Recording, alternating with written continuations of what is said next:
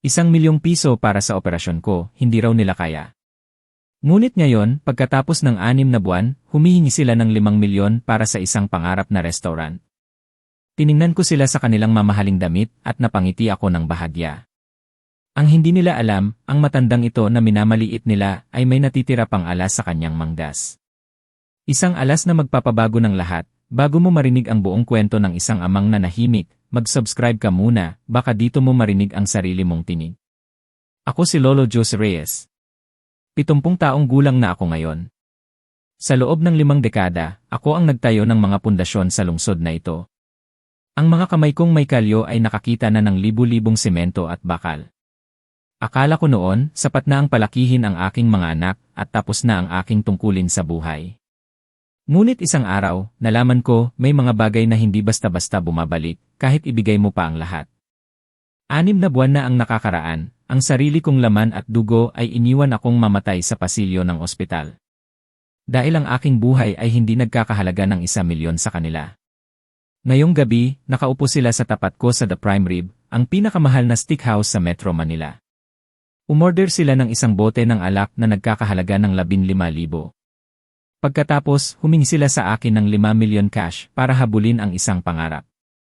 Tiningnan ko ang kanilang nakangiting mga mukha. Mukha silang masaya. Masaya sila.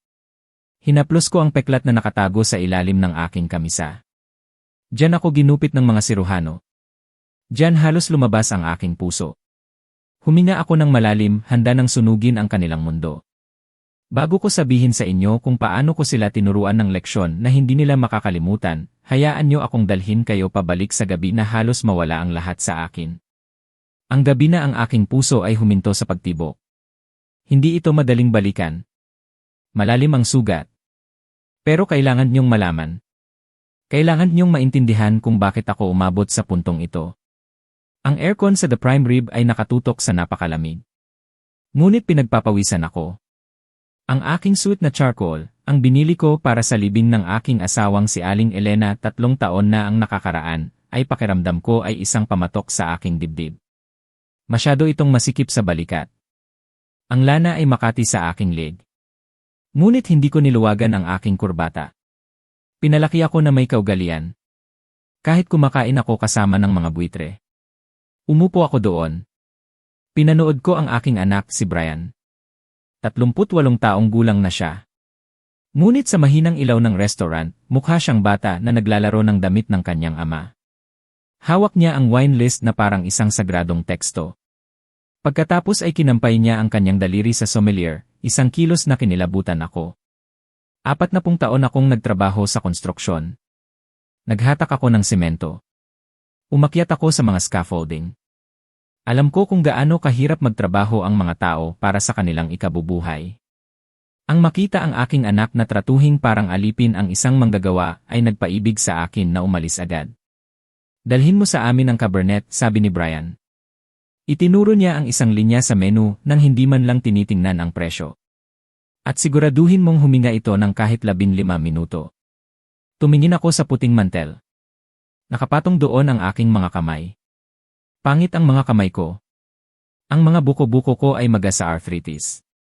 May peklat na bumababa sa aking kaliwang hinlalaki mula sa aksidente sa table saw noong 1978. Ang balat ay magaspang tulad ng liha. Permanente nang namansahan ng langis at alikabok ng semento na hindi na matatanggal gaano man kahusto ang paglinis. Ito ang mga kamay ng isang taong nagtayo ng kalahati ng mga pundasyon sa probinsya na ito. Pagkatapos, tiningnan ko ang mga kamay ni Brian. Malambot ang mga yon. Ang kanyang mga kuko ay manicured. Sa kanyang pulso ay may Rolex Submariner na sumasalamin sa ilaw tuwing gumagalaw siya. Alam kong nagbabayad pa rin siya para dyan. Umupa siya ng isang buhay na hindi niya kayang bayaran. Para lang pahangain ang mga taong hindi niya gusto. Si Trina. Ang aking manugang. Inabot niya ang mesa at hinawakan ang aking braso. Malamig ang kanyang mga daliri. Lolo Jose, ang ganda ng hitsura ninyo, sabi niya. Ang kanyang boses ay mataas at matamis. Parang siopaw na matamis, ngunit may nakatagong anghang. Ang suit nyo ay nagpapalabas ng dignidad sa inyong mga mata. Hindi ako ngumiti. Alam ko ang ginagawa niya. Ako ay isang general contractor sa loob ng 4 na dekada.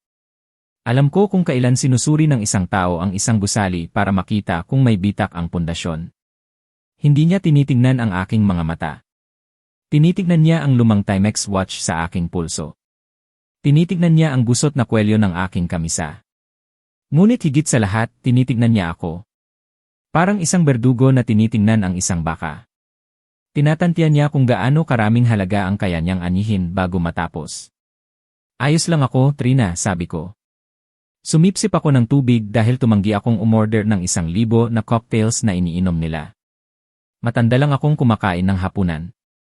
Oh, tumigil ka na, tumawa si Brian. Ngunit hindi mumiti ang kanyang mga mata. Kasing lakas ka pa rin ng kalabaw, tatay. Ang atake sa puso 6 na buwan na ang nakakaraan ay isang sagabal lamang. Mayroon ka pang 20 taon. Isang sagabal lamang. Ito ang tawag niya sa gabing huminto ang aking puso sa pagtibok. Naramdaman ko ang pag-alab ng galit na halos ikinahilo ko. Ngunit pinigilan ko ito. Kailangan kong pakinggan silang lahat. Kailangan kong makita kung gaano kalayo ang kanilang kayang gawin. Nandoon na ang papel. Nandoon na ang ebidensya ng kanilang pagtataksil. Pero paano ko ito gagamitin? Ano sa tingin niyo ang mangyayari? Ibahagi ang inyong iniisip sa comments sa ibaba. Ang inyong mga kwento ay mahalaga sa akin. Ang gabing iyon 6 na buwan na ang nakakaraan ay nakaukit sa aking alaala. Hindi ko iyan makakalimutan. Nagsimula iyon bilang presyon sa gitna ng aking dibdib. Parang may nagparada ng cement mixer sa aking sternum. Pagkatapos, ang sakit ay kumalat sa aking kaliwang braso at umakyat sa aking panga. Marami na akong nabaling buto, napunit na litid, at natapakan na kalawangin na pako sa aking trabaho. Ngunit hindi ko pa naranasan ang sakit na ganoon. Ito ay lubos at nakakatakot. Sinabi sa akin ng triage nurse na kailangan ko ng isang partikular na operasyon kaagad. Para malinis ang bara. Ngunit dahil sa isang clerical error sa aking provider at sa partikular na uri ng device na kailangan nilang gamitin, ang ospital ay humingi ng malaking down payment. Kailangan nila ng 1,000,000. Kailangan nila ng pera na wala ako. Hindi ko yon likid sa aking checking account.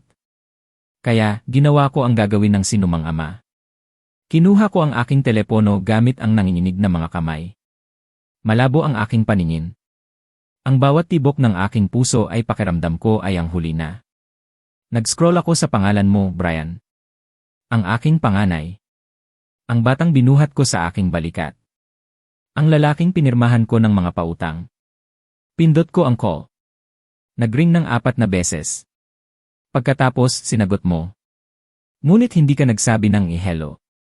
Narinig ko ang malakas na tunog ng electronic dance music. Narinig ko ang tawanan at ang kalansingan ng mga baso. Sumisigaw ka sa ingay. Ano yan, tatay, sigaw mo? Medyo may ginagawa ako dito. Sinubukan kong panatilihing matatag ang aking boses. Ngunit hirap akong huminga. Sinabi ko sa'yo na nasa ospital ako. Sinabi ko sa'yo na inaatake ako sa puso. Sinabi ko sa'yo na kailangan nila ng bayad. Kung hindi, hindi sila mag-opera.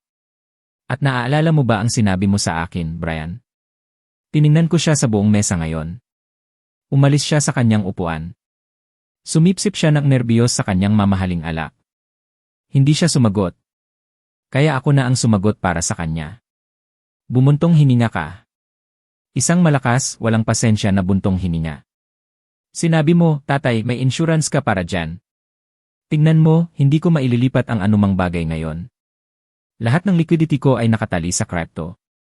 Ang market ay pabago-bago at kung magwi-withdraw ako ngayon, mawawalan ako ng posisyon. Tawagan mo si May. Pagkatapos, ibinaba mo ang telepono. Namatay ang linya. Hawak ko ang telepono sa aking tainga. Nakikinig sa katahimikan habang ang aking puso ay hirap na hirap sa pagbomba ng dugo sa aking mga ugat. Tinawagan ko naman ang iyong kapatid na si May. Sinabi niya sa akin na may sarili siyang mga utang. Sinabi niya na marahil ay dapat kong tingnan ang reverse mortgage sa bahay. Nag-iisa ako. Tunay at lubos na nag-iisa. Ang administrator ng ospital ay nakatayo sa akin na may clipboard. Tinitingnan ako ng may awa.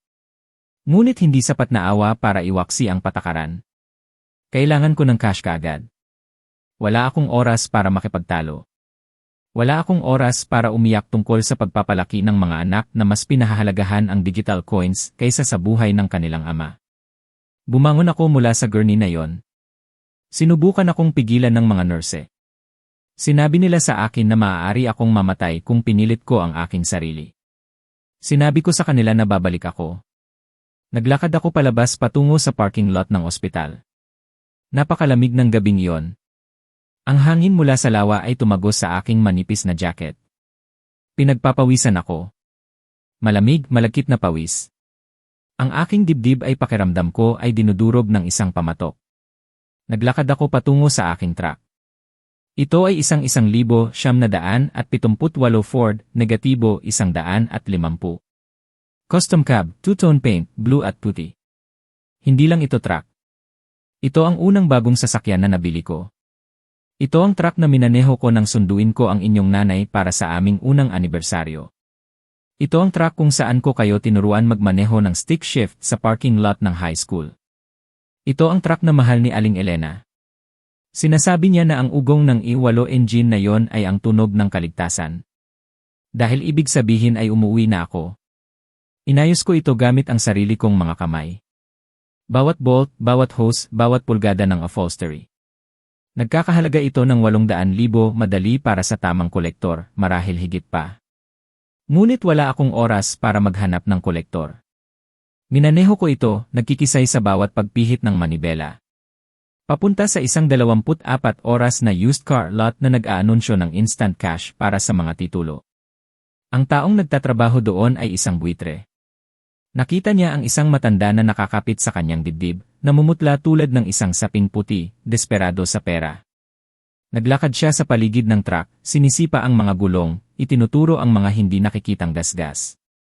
Alam niya kung ano ang hawak niya. Alam niya kung ano ang kailangan ko.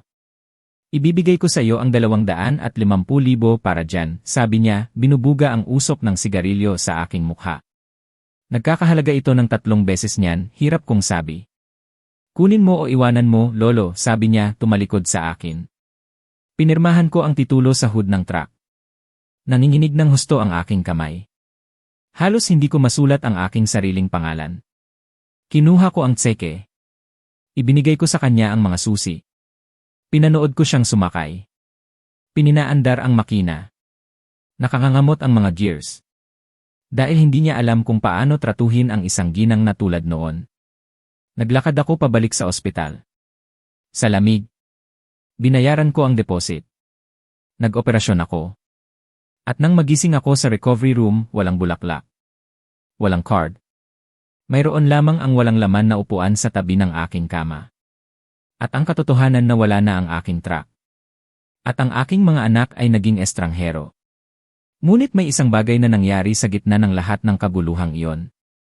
Isang munting alaala na parang isang kislap ng bituin sa madilim na gabi. Habang nagpapagaling ako sa ospital, may isang dalagang bumisita. Hindi ko siya kilala. Anak siya ni Mang Tonyo. Si Sarah. Dinalhan niya ako ng mainit na tinolang manok. Hindi siya nagtanong. Hindi siya humingi ng anuman. Umupo lang siya sa tabi ko. Sa katahimikan. Tinrato niya ako bilang isang tao. Hindi bilang isang pasanin. Ang kanyang simpleng kabaitan ay isang bagay na hindi ko malilimutan. Ito ay nagsimulang magtanim ng binhi. Isang binhi ng pag-asa, natapos ko ang aking kwento. Hinayaan kong manatili ang katahimikan sa mesa. Ang ingay ng restaurant ay tila humina. Nakatitig si Brian sa kanyang baso ng alak. Tumanggi siyang tumingin sa aking mga mata. Mukha siyang hindi komportable. Hindi mukhang heartbroken. Mukha siyang isang lalaki na nahuli sa isang maliit na kasinungalingan. Hindi isang anak na nag-abandona sa kanyang ama. Ngunit ang reaksyon ni Trina ang talagang nakapagpasakit sa aking tiyan. Naglabas siya ng isang maikling, walang pakialam na paghinga. Halos isang tawa. Ikinaway niya ang kanyang kamay sa hangin. Parang nagpapalayas ng langaw. Ay, para sa Diyos, Lolo Jose, sabi niya. Ibinulagan niya ang kanyang mga mata. Iyan ay sinaunang kasaysayan. Bakit mo ba binabanggit ang lahat ng drama na yan ngayon? Drama, ulit ko. Ang aking boses ay mahina.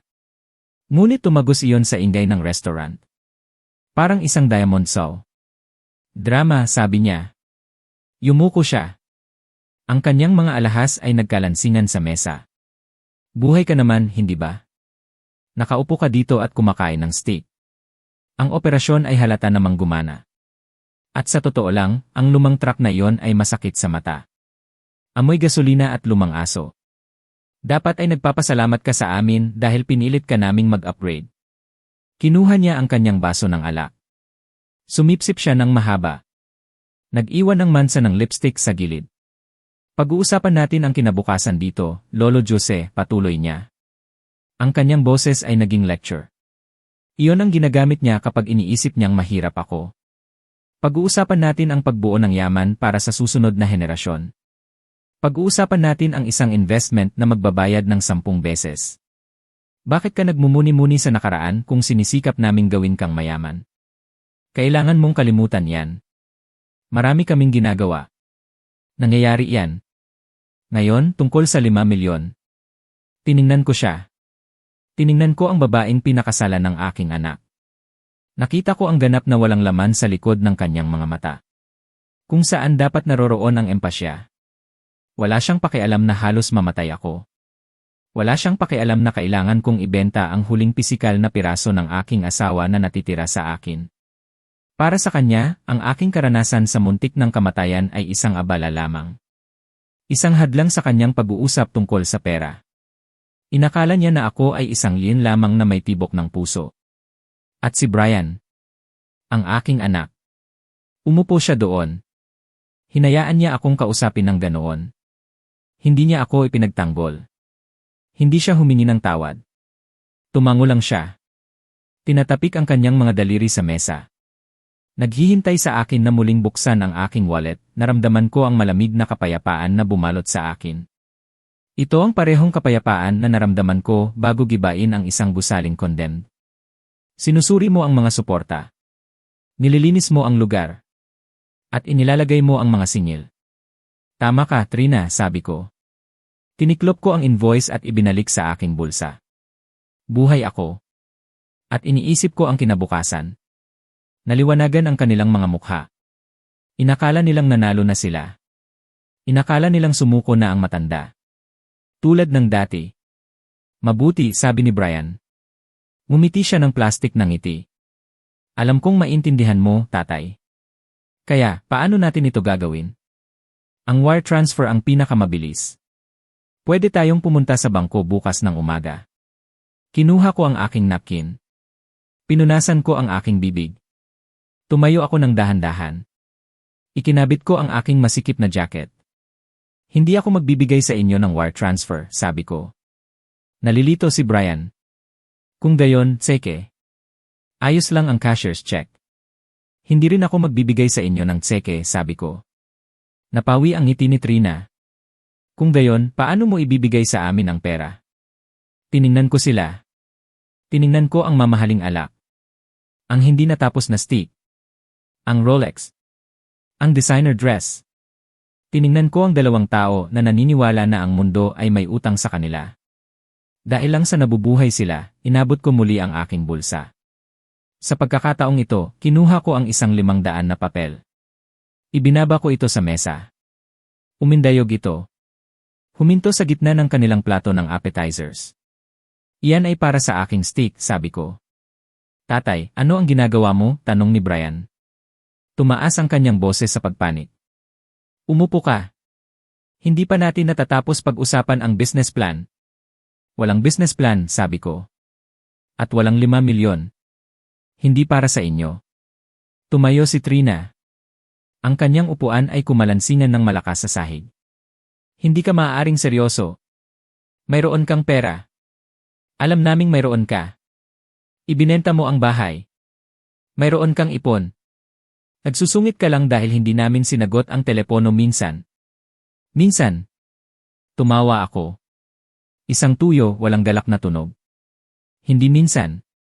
Ito ay isang buhay ng pagkuha at hindi kailanman pagbibigay. Ito ay isang buhay ng pag-aakalang ako ay isang tanga, binalingan ko para umalis. Hinawakan ni Brian ang aking braso. Mahina ang kanyang hawak. Hindi tulad ng hawak ng isang taong nagtatrabaho gamit ang kanyang mga kamay. Tatay, tumigil ka, bulong niya. Gumagawa ka ng eksena. Nakatingin ang mga tao. Hayaan mo silang tumingin, sabi ko. Hinila ko ang aking braso. Marahil ay may matutunan sila. Lumabas ako ng restaurant. Hindi ako lumingon. Narinig kong sumisigaw si Trina ng kung ano-ano. Tungkol sa pagiging makasarili. Ngunit ang kanyang boses ay nilamon ng dugong umaagos sa aking mga tainga. Lumabas ako sa malamig na hangin ng gabi ng Metro Manila. Lumalabo ang mga ilaw ng syudad. Pakiramdam ko ay nahihilo. Ngunit hindi mula sa sakit. Pakiramdam ko ay nahihilo ako mula sa bigat ng tulay na aking sinunog. Ngunit alam kong hindi pa ito tapos. Habang naglalakad ako patungo sa hintuan ng bus, nagsimulang umugong ang aking telepono sa aking bulsa. Si May iyon. Pagkatapos ay si Jolo, ang aking manugang. Nagtitipon ang mga buitre. Hindi nila hahayaan na mawala ang 5 milyon ng walang laban. Pupunta sila para sa akin. Pupunta sila na may kasalanan. May banta. May luha. Ngunit may isang bagay silang hindi alam. Hindi nila alam na si Lolo Jose Reyes na inakala nilang kaya nilang manipulahin ay namatay sa operating table 6 na buwan na ang nakakaraan. Ang lalaking lumabas sa ospital na yon ay ibang-iba. At handa siya para sa digmaan, isinara ko ang mabigat na oak front door. Pagkatapos ay ang deadbolt. Ang tunog ng metal na dumulas sa lugar. Umalinggaw tulad ng isang putok sa tahimik na pasilyo. Sa labas, naririnig ko pa rin ang mahinang paghikbi ni May. At ang galit na sigawan ni Jolo. Ngunit nasa kabilang panig na sila. 2 pulgada ng matibay na kahoy. 40 taon nang nabayarang mortgage. Hindi ako tumingin sa bintana. Hindi ko sinuri kung aalis na sila. Dumiretso ako sa kusina at kumuha ng baso ng tubig. Matatag na ang aking mga kamay ngayon. Ang adrenaline ay bumaba sa isang malamig, matigas na buhol sa aking tiyan. Kailangan ko ng isang profesional. Kailangan ko ng isang taong makakapanukit ng dumi nang hindi nadudumihan ang kanilang mga kamay. Kinuha ko ang landline. Ang lumang kulay beige na telepono na nakasabit sa dingding. Hindi ko ginamit ang aking cellphone. Dahil ayaw kong magkaroon ng anumang digital footprint ang tawag na ito. Hindi pa. Dinyal ko ang isang numero na minemorize ko 30 taon na ang nakakaraan. Nagring ng 2 beses bago sumagot ang isang magaspang na boses. Attorney. Santiago Law. Leo, sabi ko. Si Jose ito. Kailangan kitang makita ngayon. Si Leonard Santiago ay ang aking abogado mula nang sinimulan ko ang aking negosyo sa konstruksyon noong 1982. Siya ay isang lalaking kapareho ko. Hindi siya nagsusuot ng Italian suit. Hindi siya nagtatrabaho sa isang glass tower sa downtown. Ang kanyang opisina ay isang maliit na brick building. Katabi ng county courthouse. Amoy lumang papel. Lumang kape. At pipe tobacco na iniinom niya kapag iniisip niyang walang nakatingin. 72 taong gulang na si Leo. Kalbo. At may isip na parang isang steel trap. Siya rin ang tanging tao sa mundo. Bukod sa year na nakakaalam kung gaano talaga ang halaga ko. Nagmaneho ako patungo sa kanyang opisina gamit ang aking bagong truck. Tinahak ko ang mga back roads. Para maiwasan ang makita ang kotse ng aking mga anak na sumusunod sa akin. Nang pumasok ako, nakaupo si Leo sa likod ng kanyang mesa. Burado sa isang bundok ng mga file. Tumingala siya sa ibabaw ng kanyang salamin sa pagbabasa. Ang kanyang makapal na kulay abo na kilay ay nagkasalubong. Jose, bulong niya. Itinuro niya ang leather chair sa tapat niya. Mukha kang nakipag-away sa isang cement mixer ng 12 rounds. Umupo ka. Umupo ako. Kumalansingan ang balat. Pamilyar at nakakapagpakalma. Hindi ako nag-aksaya ng oras sa maliliit na usapan. Sinusubukan akong lokohin ng aking mga anak, Leo, sabi ko. Yumuko ako. Kagabi, 5 milyon para sa isang restaurant. Ngayong umaga, 1 milyon para sa isang buki na puputulin ang mga daliri ni Brian. Naglabas si Leo ng mahinang pagsipol. Inalis niya ang kanyang salamin. Kinuskos ang bridge ng kanyang ilong. Aggressive yan, sabi niya. Kahit para sa kanila. Sinabi ko sa'yo na mangyayari ito, Jose. Nang pumanaw si Aling Elena, sinabi ko sa'yo na magsisimulang umikot ang mga buitre. Ang mga tao ay naamoy ang lungkot. At iniisip nilang amoy oportunidad ito. Alam ko, sabi ko. Kinuskus ko ang aking mukha gamit ang aking mga kamay na may kalyo. Ngunit iba ito, Leo. Desperado. Hindi lang sila sakim. Nagpapanik sila. Takot si Brian sa isang bagay. At si Jolo, well, tinitingnan ni Jolo ang aking garahe na parang gusto niyang isangla ang aking lawnmower. Binuksan ni Leo ang isang drawer. Kinuha ang isang dilaw na legal pad at isang fountain pen. Kaya, ano ang gusto mong gawin? Tanong niya. Gusto mo bang bigyan sila ng tseke at paalisin sila? Hindi, sabi ko ng matalas. Hindi ₱1. Gusto kong malaman ang katotohanan. Gusto kong malaman kung ano talaga ang nangyayari. Tumango si Leo. Sumulat siya ng kung ano sa pad. Sige, hukayin natin. Kailangan mong magpatakbo ng isang buong financial background check kay Brian, sabi ko. Gusto kong malaman ang bawat credit card, bawat utang, bawat line. Kung may utang siya sa bookie, gusto kong malaman kung sino. Kung siya ay nasa gulo, gusto kong malaman kung gaano kalalim. At Leo, gusto kong tingnan mo ang isang ari-arian sa Kapitolyo, Pasig. Isang lumang industrial warehouse. Sabi ni Brian gusto niyang umupa para sa isang restaurant. Tumigil si Leo sa pagsusulat. Tumingala siya. Matatalas ang kanyang mga mata. Upahan, tanong niya. Ganoon ang sabi niya. 5 milyon para sa lease at sa build-out. Suminghal si Leo. 5 milyon para sa isang lease sa market na ito, Jose. Nakakabili ka na ng isang gusali sa ilang kapitbahayan. Kung humihingi siya ng ganoong kalaking cash upfront para sa renta, siya ay alinman sa pinakamasamang negosyante sa Metro Manila o nagsisinungaling siya. Nagsisinungaling siya, sabi ko. Kailangan ko lang itong patunayan. Sumandal si Leo sa kanyang upuan. Tinaas niya ang kanyang mga daliri. Alam mo, Jose, kung bubuksan natin ang pinto na ito, baka hindi mo magustuhan ang makikita natin. Minsan, mas madaling maging ang masungit na matanda na nagsabing hindi kaysa maging ang ama na alam kung gaano kabulok ang kanyang mga anak. Naisip ko yon. Naisip ko ang tingin ni May sa akin kaninang umaga. Ang tawag niya sa akin na halimaw. Naisip ko ang katahimikan ni Brian sa restaurant habang iniinsulto ako ng kanyang asawa. Wala na akong pakialam sa madali, Leo, sabi ko. Pakialam ko sa katotohanan. At kailangan kong protektahan ang itinayo ko. Tumango si Leo ng seryoso. Kinuha niya ang isang file sa sulok ng kanyang mesa. Isang makapal na folder na may markang aking pangalan. Tungkol sa itinayo mo, sabi niya, binuksan ang file, kailangan nating pag-usapan ang iyong liquidity. Ang iyong mga nangungupahan sa 3 apartment complex sa timog na bahagi ng probinsya ay nagbayad lahat ng renta sa oras ngayong buwan. Ang commercial strip mall sa Main Street ay fully leased na sa loob ng susunod na 5 taon. At ang iyong investment portfolio ay nakaiwas sa huling pagbagsak ng market.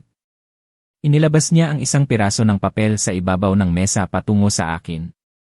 Ito ay isang balance sheet. Ang pinakababang linya ay nagpakita ng net worth na higit sa 400 milyon. Inakala ng aking mga anak na ako ay isang mahirap na matanda. Nabubuhay sa pensyon at dasal. Nakita nila ang lumang damit. Ang lumang truck na dati kong minaneho. Ang paggupit ng kopon.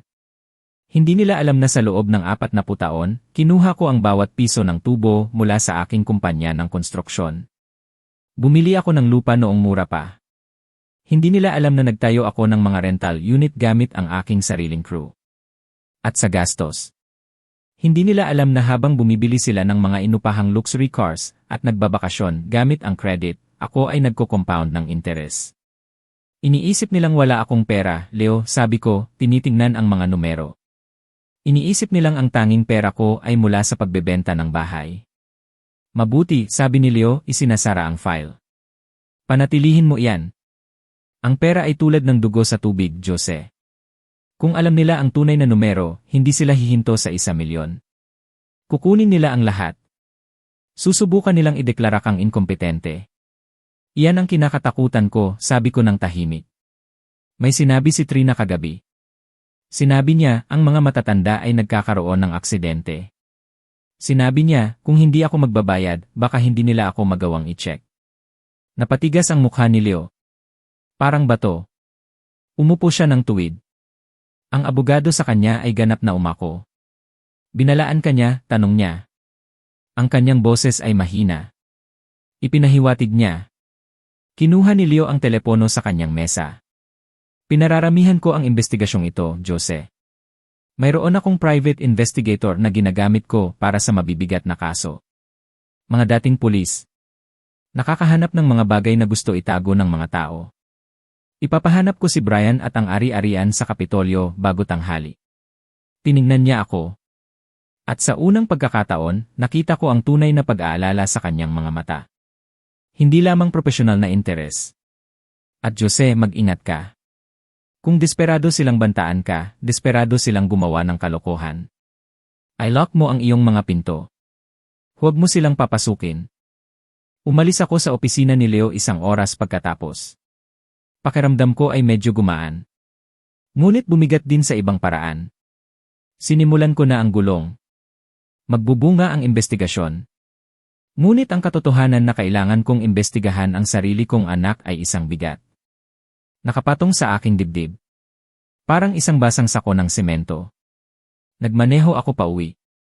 Tahimik ang bahay nang dumating ako. Wala na ang silver na ragi. Sinuri ko ang paligid ng ari-arian. Parang ini-inspeksyon ko ang isang Trump site. Ang bakod na inayos ko kaninang umaga ay matibay. Buo ang mga bintana. Ngunit ang pakiramdam ng kaligtasan na dati kong naramdaman sa sarili kong bahay ay nawala. Basag sa gitna. Pumasok ako at isinara ang pinto sa likod ko. Masyadong malaki ang bahay nang wala si Aling Elena. 4 na silid ng katahimikan. Naglakad ako papunta sa kusina. Binuksan ang pantry. Ito ay puno ng canned soup, crackers, at instant coffee. Kaya kong bumili ng steak. Kaya kong bumili ng lobster. Kaya kong umupa ng personal chef. Ngunit mahirap mawala ang lumang ugali. Nagpainit ako ng isang lata ng tomato soup sa kalan. Nakatayo doon. Pinapanood ang pulang likido na bumubula. Kumain ako habang nakatayo sa counter.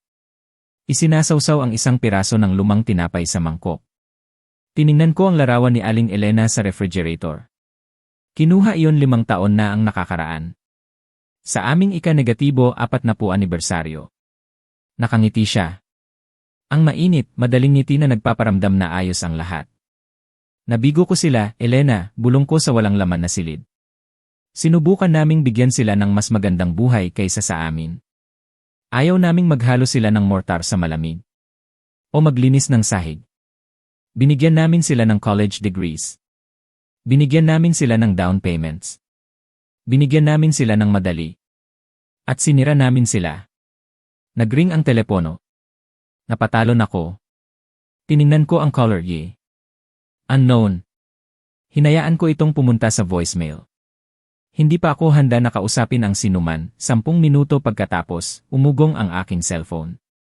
Isang text message mula kay Leo. Nakagawa ako ng ilang tawag.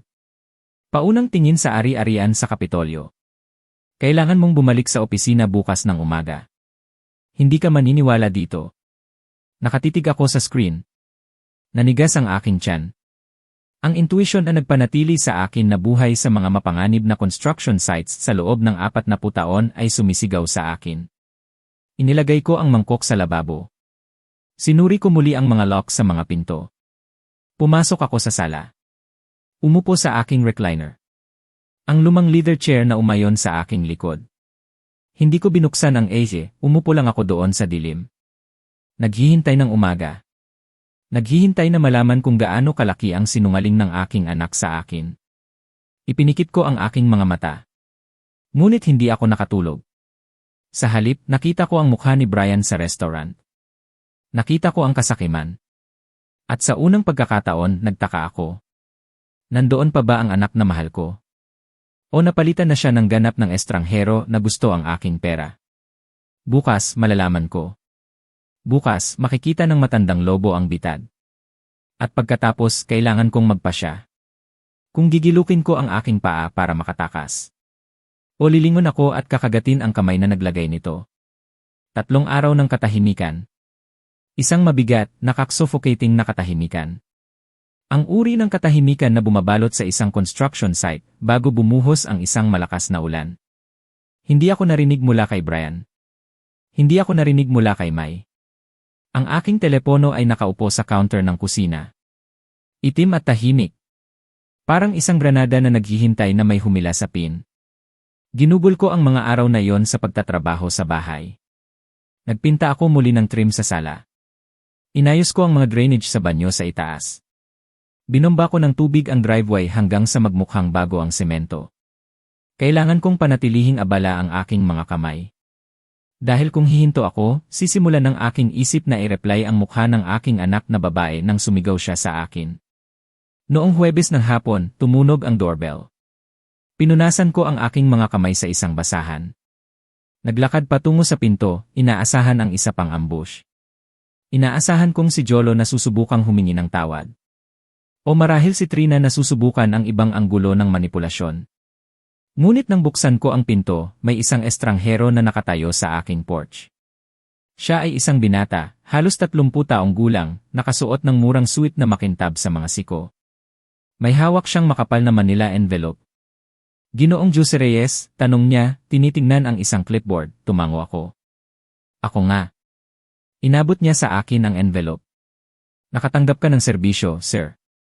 Magandang araw po. Tumalikod siya at umalis bago pa ako makapagtanong. Sumakay siya sa isang walang markang sedan at umalis. Iniwan ako doon na hawak ang bigat ng sistema ng batas sa aking mga kamay. Pumasok ako sa kusina. Umupo sa mesa. Binuksan ko ang envelope. Sa loob ay may isang tumpok ng mga legal na dokumento, kasing kapal ng isang ladrilyo. Ang pamagat sa unang pahina ay nakalimbag sa matapang na itim na letra na tila tumalon mula sa pahina at sinampal ako sa mukha. Emergency Petition for Temporary Conservatorship. Sa ilalim nito, sa mas maliliit na letra, Petitioners, Brian Reyes at May Reyes Clark. Respondent, Jose Reyes, naramdaman kong nawala ang dugo sa aking mukha. Nagsimulang manginig ang aking mga kamay. Hindi dahil sa katandaan, kundi dahil sa galit. Isang dalisay na galit na parang likidong apoy sa aking mga ugat. Sinimulan kong basahin.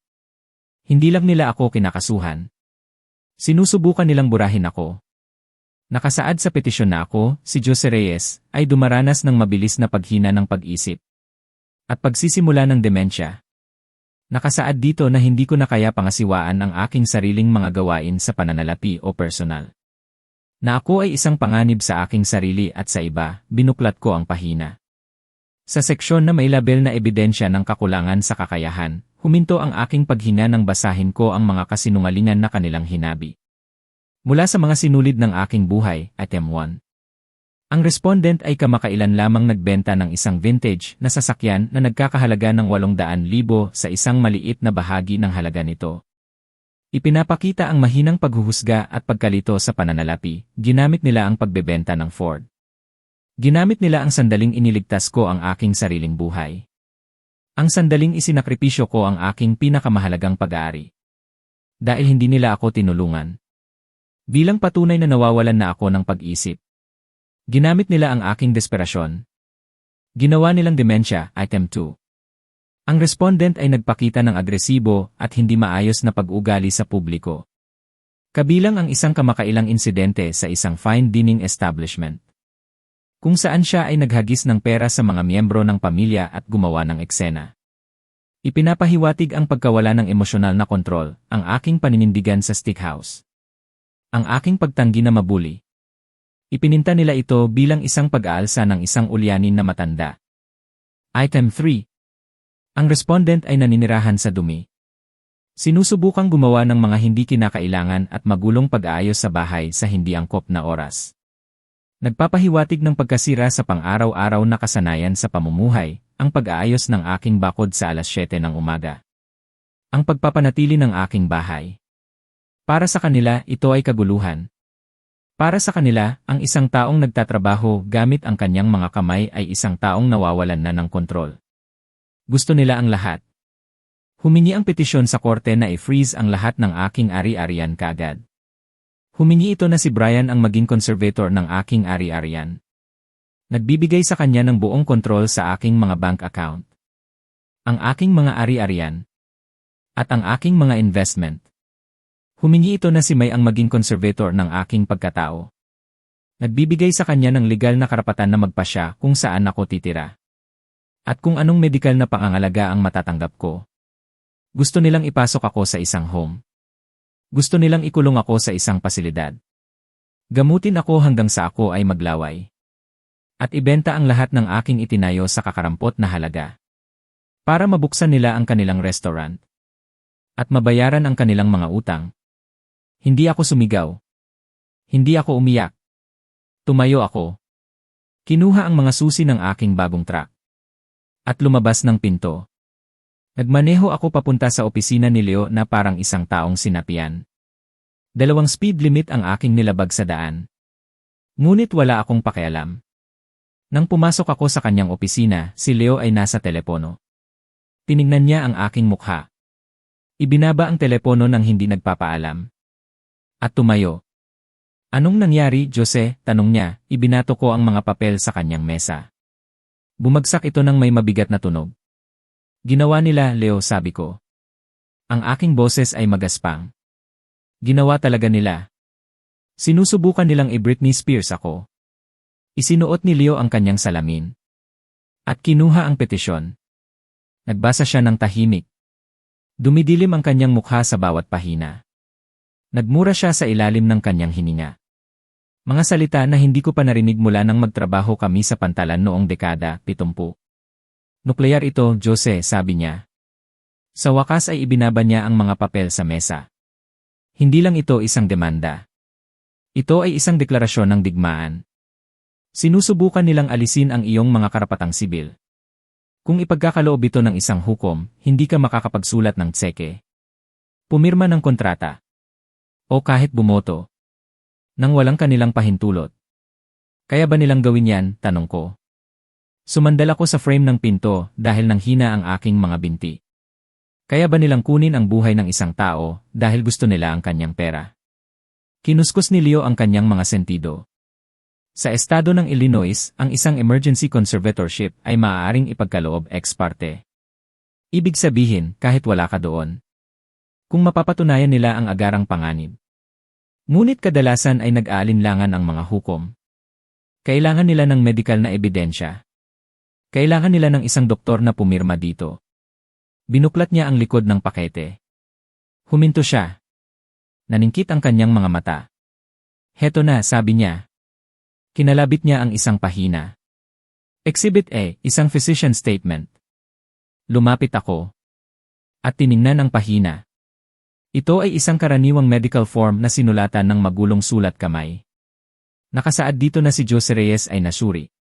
At natagpuang dumaranas ng katamtaman hanggang malubhang Alzheimer's disease. May mga sintomas kabilang ang paranoia, pagkawala ng memorya, at agresyon. Sa ilalim ng pahina ay may isang pirma.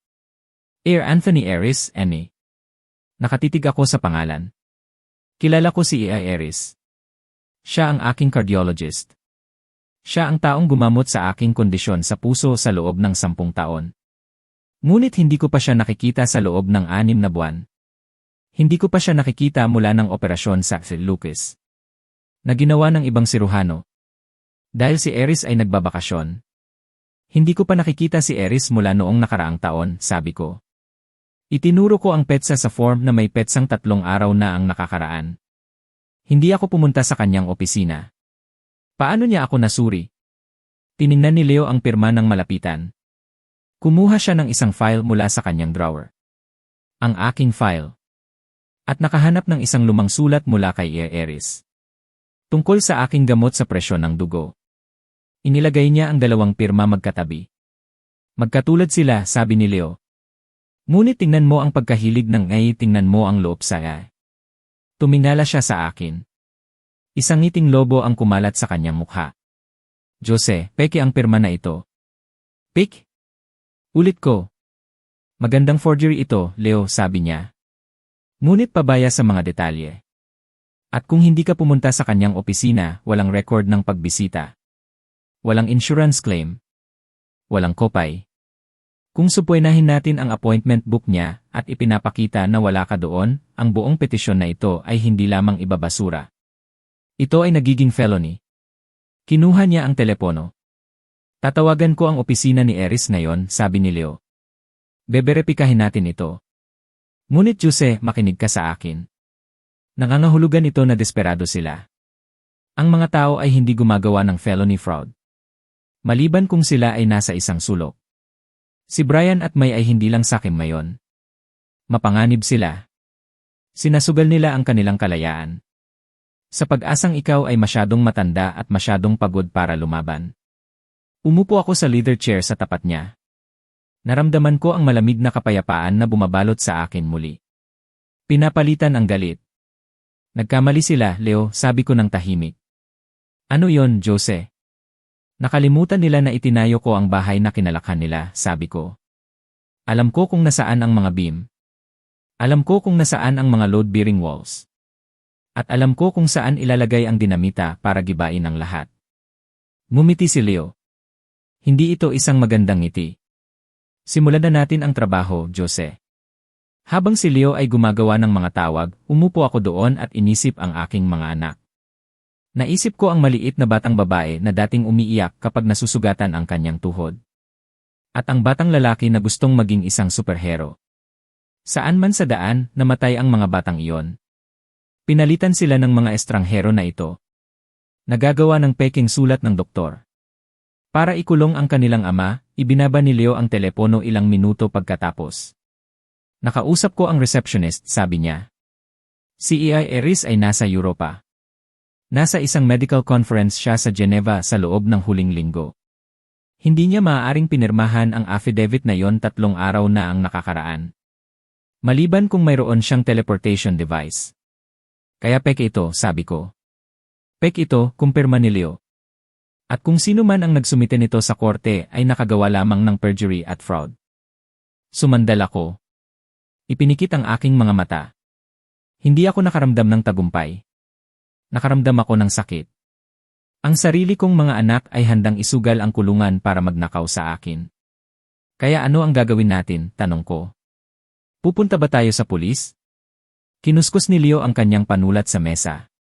Maaari nating gawin yon, sabi niya. Maaari natin silang ipaaresto bago hapunan. Ngunit magulo iyon. At sa totoo lang, Jose, kung ipaaresto mo sila, ang pera na utang nila, ang mga utang na mayroon sila, lahat iyon ay magiging problema mo sa mata ng publiko. Ikaw ang magiging tatay na nagpakulong sa kanyang mga anak. Yumuko siya. O, maaari nating gamitin ito. Bilang isang armas. Kumuha si Leo ng isang mabigat na karton na banker box sa ilalim ng kanyang mesa. Itinulak niya ito sa kanyang mesa. At ang tunog ng pagdulas nito sa kahoy ang tanging ingay sa opisina sa loob ng mahabang sandali. Ito ay puno ng mga papel. Mga financial record. At mga pangit na maliliit na sikreto. Na iniisip ng mga tao na kaya nilang itago sa digital age. Mukhang pagod si Leo. Mukha siyang isang taong nakakita na ng masyadong maraming madilim na bahagi ng kalikasan ng tao. At tinitignan niya ako. Nang may halong awa. At profesional na determinasyon. Buksan mo, Jose, sabi ni Leo. Ang kanyang boses ay mahina at magaspang. Ngunit maghanda ka. Hindi mo magugustuhan ang makikita mo. Ang private investigator ay gumawa ng isang malalim na pagsisid. Kinuha namin ang mga credit report, bank statement, at property record. Natagpuan namin ang katotohanan. At mas pangit ito kaysa sa inaasahan namin. Inabot ko ang kahon. Kinuha ko ang unang file na may label na Brian Reyes Financials. Inaasahan kong makakita ng mga pangalan ng mga loan shark. O mga kahina-hinalang cash withdrawal sa mga hindi kilalang tao. Inaasahan kong makita ang bakas ng organized crime. O kahit man lang isang mapanganib na buki. Sa halip, nakita ko ang mga statement mula sa Visa, American Express, at Discover. Binuklat ko ang mga pahina. Sinilip ng aking mga mata ang mga hanay ng mga transaksyon. Mayroong mga singil para sa mga high-end na restaurant, nightclub, at designer clothing store. Mayroong mga paulit-ulit na pagbabayad sa mga online gambling site, DraftKings, FanDuel, at offshore poker rooms. At mayroong dose-dose ng mga transfer sa isang babaeng nagngangalang Kayla. Natiyak na alam kong hindi niya asawa. Hindi siya may utang sa mob, Jose, sabi ni Leo. Yumuko siya. May utang siya sa mga bangko. Na-max out niya ang 5 credit card. Kumuha siya ng 2 personal lines of credit. Ang kanyang kabuang utang ay 1 milyon. Hindi 5 milyon. 1 milyon lang. Nakatitig ako sa numero. 1 milyon. Malaking pera ito, ngunit hindi ito isang hatol ng kamatayan. Hindi ito sapat para bantaan na puputulin ang mga daliri. Ito ang uri ng utang na naiipon ng isang iresponsableng tao. Kapag gusto niyang mabuhay na parang hari sa sahod ng isang pulubi. Nagsinungaling siya tungkol sa panganib, bulong ko. Nagsinungaling siya tungkol sa pagkaapurahan. Nagsinungaling siya tungkol sa lahat. Kinumpirma ni Leo, sabi niya. Hindi siya nasa panganib na mawalan ng mga daliri. Nasa panganib siyang mawalan ng credit score. At ng asawa niya kung malalaman niya ang tungkol kay Kayla. Tiningnan ko muli ang mga bank transfer. Kayla. Libo-libong piso ang ipinadala sa isang babae na hindi si Trina. Ang aking anak ay hindi lang isang sinungaling at sugarol. Siya ay isang adultero. Pinagtataksilan niya ang lahat sa kanyang buhay ng sabay-sabay. Ang imahe ng desperado, takot na tao na ginampanan niya sa aking pintuan ay nawala. Napalitan ang imahe ng isang makasariling bata na naglalaro ng posporo. Pero bakit 5 milyon, tanong ko? Ang aking boses ay halos isang bulong. Kung may utang siyang 1 milyon, bakit humingi ng 5 milyon kahit nakasama ang kabit? Malaking agwat iyon, muling inabot ni Leo ang kahon. Kinuha niya ang isang makapal na binder. Ito ay mas maalikabok kaysa sa ibang mga file. Amoy lumang toner at burokrasya. Ibinagsak niya ito sa mesa. Ito ang dahilan, sabi niya. Ito ang ari-arian sa Kapitolyo. Binuksan ko ang binder. Ang unang pahina ay isang listahan mula sa isang commercial real estate liquidation firm. Mayroong larawan ng Brickwater House na ipinakita sa akin ni Brian sa kanyang telepono. Ngunit walang for lease sign sa bintana. Mayroong foreclosure notice. Basahin mo ang presyo ng listahan, sabi ni Leo, tiningnan ko ang nakabold na print. Pag-aari ng bangko. Cash lamang. As is. Presyo, 4,500,000, 4.2 milyon. Sabi ko, tumango si Leo. At humingi si Brian ng 5 milyon. Gawin mo ang math, Jose. Gusto niya ang sobrang 500,000 para bayaran ang kanyang mga credit card, sabi ko. Ang katotohanan ay tumama sa akin na parang isang pisikal na suntok. Babayaran niya ang kanyang utang sa sugal, aalisin ang mga bayad sa kabit at tabla na. Mas malala pa dyan, sabi ni Leo. Ang kanyang mga mata ay matigas. Tingnan mo ang title search. Pinakuha ko sa aking tauhan ang paunang purchase agreement na ginawa kahapon. Hindi mo pa ito napipirmahan. Ito ay ginawa para sa isang bumibili na nagngangalang Giento Hospitality Group, Lelay. Sino ang Giento Hospitality? Tanong ko. Kahit alam ko na ang sagot. Brian at Trina, sabi ni Leo. Inkorporada niya ito 3 araw na ang nakakaraan. Jose, hindi niya sinusubukang umupa ng gusaling iyon para sa isang restaurant. Sinusubukan niyang bilhin ito. Gusto niyang ibigay mo sa kanya ang cash. Iniisip na nagbabayad ka para sa isang lease at renovations. Ngunit gagamitin niya ang cash na iyon para bilhin ang ari-arian. Nang walang utang at malinis. Sa kanyang pangalan. Sumandal ako. Bahagyang umikot ang silid. Ninakaw niya ang ari-arian, sabi ko. Ang aking boses ay nanginginig sa galit. Ginamit niya ang aking pera para bilhin ang kanyang sarili ng isang ari-arian na nagkakahalaga ng ₱250,000. At hindi ito humihinto doon, patuloy ni Leo. Walang awa niyang inilatag ang autopsy ng plano ng aking anak. Kapag pag-aari na niya ito ng malinis at walang utang, alam mo ba kung ano ang susunod niyang gagawin? Maghihintay siya ng 6 na buwan. Magpapinta siya ng kaunti. Pagkatapos ay pupunta siya sa isang bangko. Kukuha ng isang commercial mortgage laban sa ari-arian. Isang cash-out refinance. Magwi-withdraw siya ng 3 o 400,000 piso na equity. Babayaran niya ang kanyang mga utang. Bibili ng bagong kotse. Marahil ay magbabakasyon kasama si Kayla. At kung mabigo ang restaurant, kung hindi niya ito buksan, aalis siya. Hawak pa rin niya ang pera. At ikaw, may iwan ka na walang anuman kundi isang butas sa iyong bank account. At isang anak na nag-ghost sa iyo. Ito ay napakatalino. Sa isang baluktot na masamang paraan. Ito ay napakatalino. Ito ang uri ng plano na nangangailangan ng pagpaplano. Foresight. At isang ganap na kawalan ng konsensya. Magnanakaw siya ng isang gusali, sabi ko. Magnanakaw siya ng isang gusali sa ilalim ng aking ilong. At pagpapasalamatin niya ako para sa pribilehiyo ng pamumuhunan. At para siguraduhin na hindi ka magtatanong, dagdag ni Leo. Itinuro niya ang medical file. Sinubukan niyang alisin ang iyong legal na karapatan na tumutol. Binuksan ni Leo ang huling folder. Sa loob ay ang affidavit mula sa office manager ni A. Aris. Notaryado at may selyo. Nakasaad dito ng walang pag-aalinlangan na si E. Anthony Aris ay wala sa bansa sa petsang diumano'y naganap ang medikal na pagsusuri. Kasama dito ang isang kopya ng kanyang flight itinerary. At ang kanyang mga resibo sa hotel mula sa Geneva. Ito ang pako sa kabaong, Jose, sabi ni Leo ng malambot. Ang pagpeke ng pirma ng isang doktor sa isang dokumento ng korte ay hindi lamang isang maruming taktika. Ito ay isang class 3 felony. Ito ay perjury. Ito ay fraud. Kung ibibigay natin ito sa district attorney, hindi lang matatalo si Brian sa demanda. Mapupunta siya sa bilangguan. Minimum na 3 taon. Marahil 5. Tiningnan ko ang mga dokumento na nakalatag sa mesa. Ang mga credit card statement na nagpapakita ng sugal. Ang listahan ng real estate na nagpapakita ng foreclosure. Ang affidavit na nagpapatunay ng forgery. Ito ay isang mapa ng kaluluwa ng aking anak. At ito ay isang tigang, pangit na tanawin, naisip ko ang umaga nang siya ay isinilang. Naisip ko kung paano ko siya binuhat sa aking mga bisig. Ang kanyang balat ay napakabago at marupok. At nangako akong protektahan siya mula sa mundo. Naisip ko ang mga araw na tinuruan ko siyang magbisikleta. Maghagis ng baseball. Maging isang lalaki. Saan man ako nagkamali. Nag-alaga ako ng isang lobo. At inanyayahan siya sa kural ng tupa. Ngunit hindi ako isang tupa. Ako ang pastol.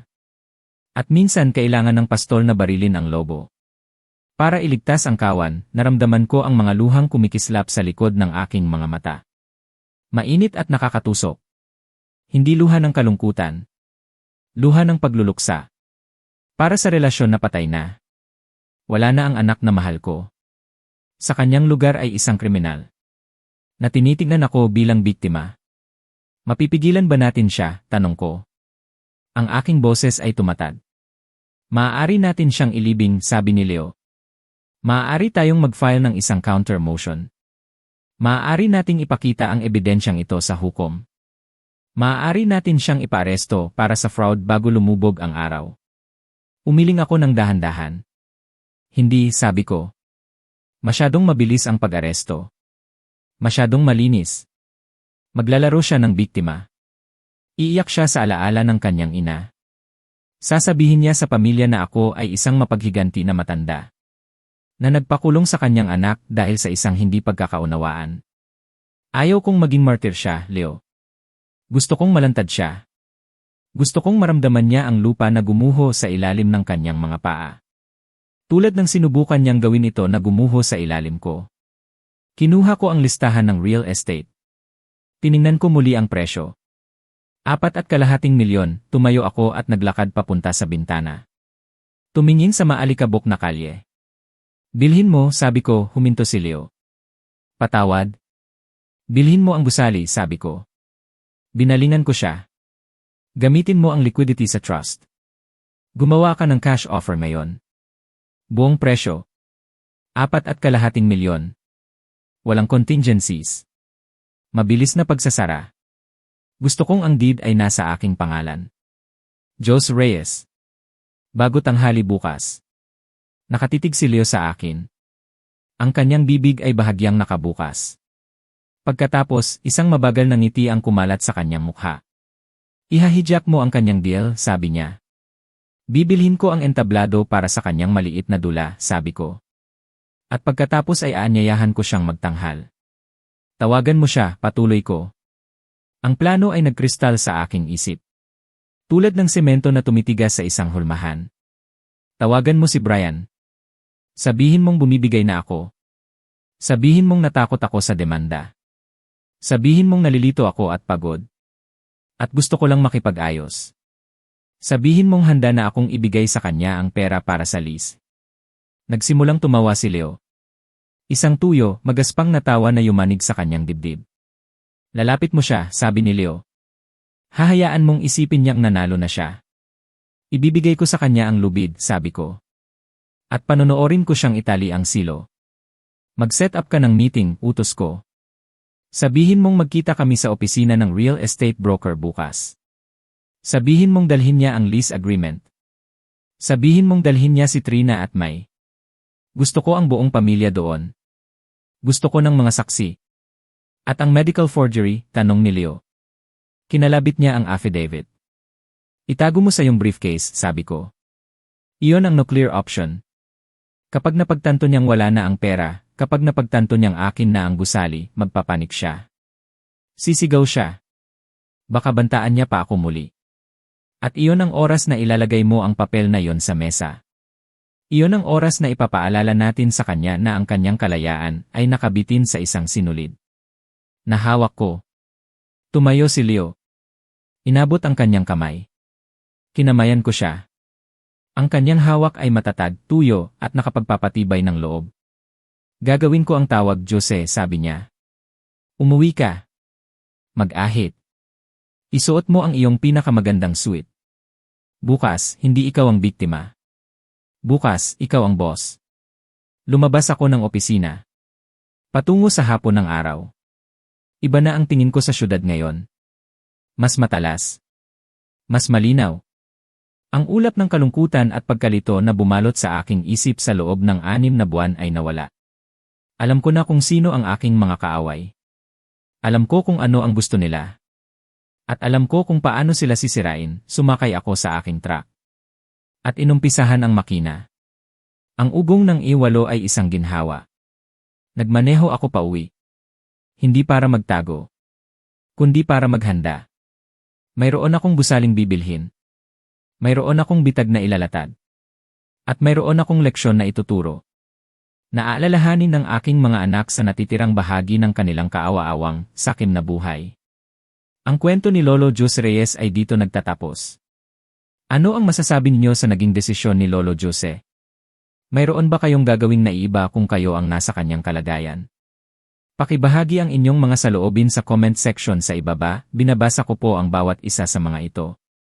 Kung ang kwentong ito ay nagbigay sa inyo ng aral o nakaantig sa inyong damdamin, huwag po ninyong kalimutang mag-iwan ng isang like, ibahagi ito sa taong alam ninyong makakarelate din, at mag-subscribe sa channel na Tahimik na Ama upang hindi makaligtaan ang mga susunod pang kwento ng buhay. Hanggang sa muli nating pagkikita sa susunod na kwento, at malay natin, sa susunod baka ang kwento nyo naman ang ating pakinggan.